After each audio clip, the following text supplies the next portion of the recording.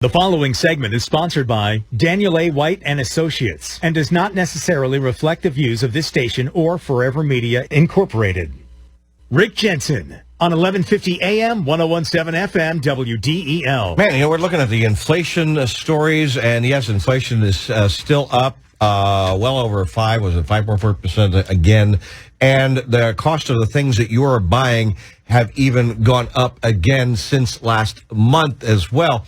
And now the Federal Reserve is looking at, and they're saying, yeah, maybe it's not going to be short term. Maybe it's not going to be just transitory until the end of the year. We'll find out. Dan White is a financial planner, has been for well over 25 years.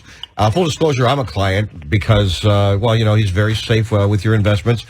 And Dan, I'm glad you're on giving us some advice and maybe some things to look at and such, because the other report I noticed here is that with the increase of inflation, people saved more money. They made more money until the pandemic, obviously, or the Trump years.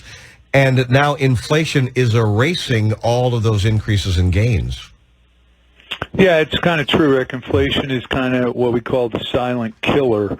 You think you're getting ahead and, you're saving more money and that type of thing. But if prices go up, and you've got money in the bank, you're actually having a negative real rate of return. So it is a problem for people today. Well, true enough. I mean, look, if inflation goes up 5.4% and you're earning 0.5% on your money, you're actually losing money, aren't you?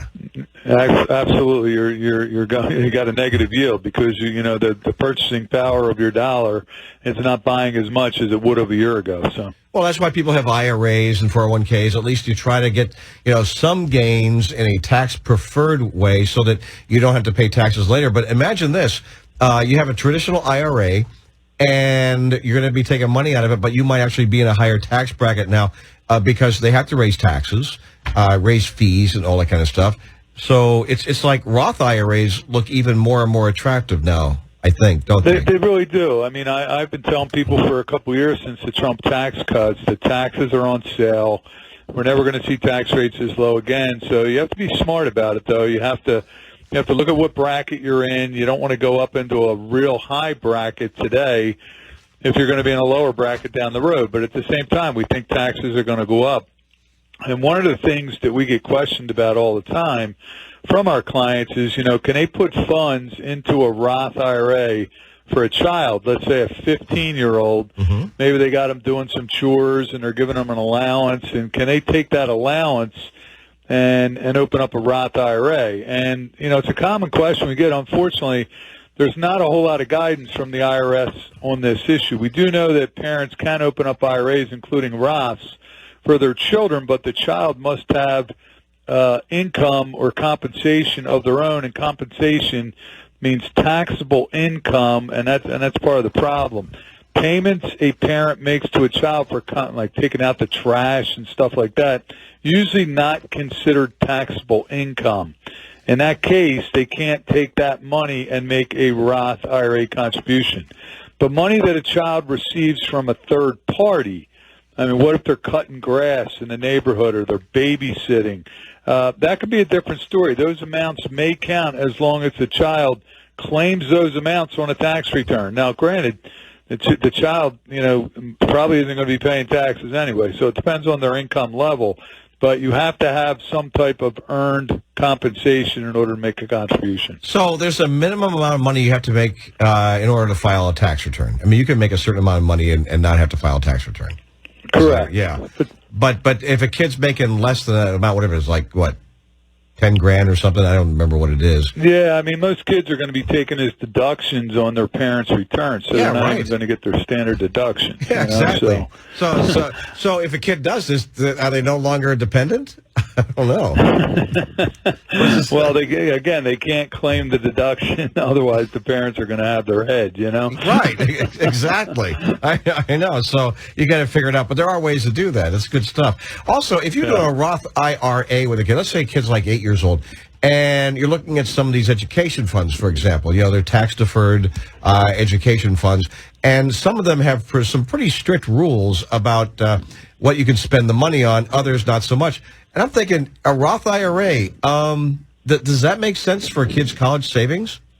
It really could, but the thing there is maybe you keep it in your name and the parent's name, because then if the kid goes off the rails, or he starts going down the wrong path, or he doesn't end up going to college, then if you have it in your Roth IRA, it's still going to be a retirement asset for you, as opposed to an educational fund where, hey, maybe a UGMA or something, the money reverts to the kid at the age of 18.